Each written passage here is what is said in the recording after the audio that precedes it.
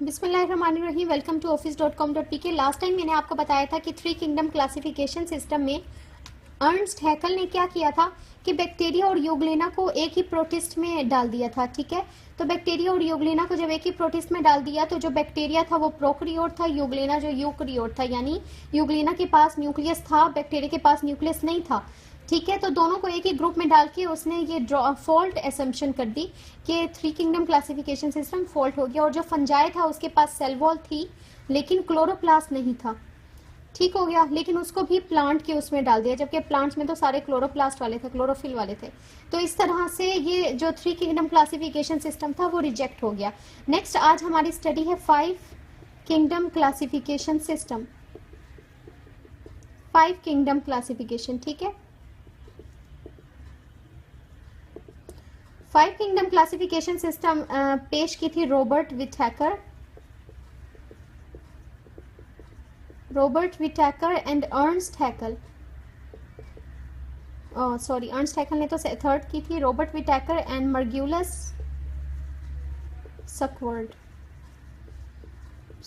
ठीक है, रॉबर्ट विटैकर और मर्ग्यूलस सकवर्ड ने इन दोनों साइंटिस्ट ने 5 किंगडम क्लासिफिकेशन सिस्टम दी थी। 5 किंगडम क्लासिफिकेशन सिस्टम का जो पहला इन्होंने किंगडम पेश किया दैट इज मोनेरा। मोनेरा में इन्होंने क्या किया, मोनेरा में इन्होंने प्रोकैरियोट्स इंक्लूड किए।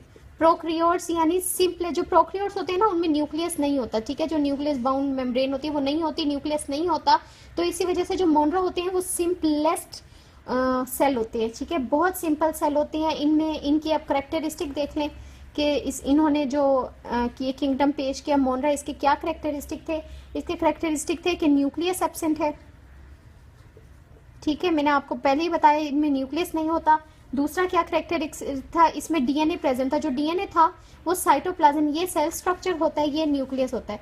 अगर न्यूक्लियस के अंदर होता डीएनए, ठीक है, हेरिडिटी मटेरियल जो होता है, जो हमारा विरासती मादा होता है, तो अगर न्यूक्लियस ही नहीं होता तो इस सेल में क्या होता है कि जो डीएनए वो ऐसे ऐसे साइटोप्लाज्म, ये साइटोप्लाज्म अंदर जो जिसके अंदर ऑर्गेनेल्स प्रेजेंट होते हैं उसको साइटोप्लाज्म कहते हैं।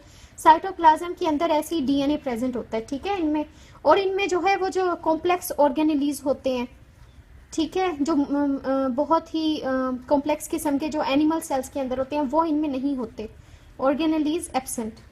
ठीक है, और ये माइक्रोस्कोपिक होते हैं मोनेरा में जितने भी आते हैं। जैसे इसकी एग्जांपल मैं आपको देती हूँ। और ये यूनिसेलुलर होते हैं, यानी ये सिंगल सेल्ड ऑर्गेनिज्म होते हैं। ठीक है, इनमें ये नहीं होता कि डबल सेल्ड हैं, जैसे हम लोग मल्टी सेलुलर हैं, हमारे अंदर बहुत सारे सेल्स हैं, लेकिन जो मोनेरा में सारे इंक्लूड होते हैं प्रोकैरियोट्स, जितने भी जो जिसमें न्यूक्लियस नहीं होता, तो इनके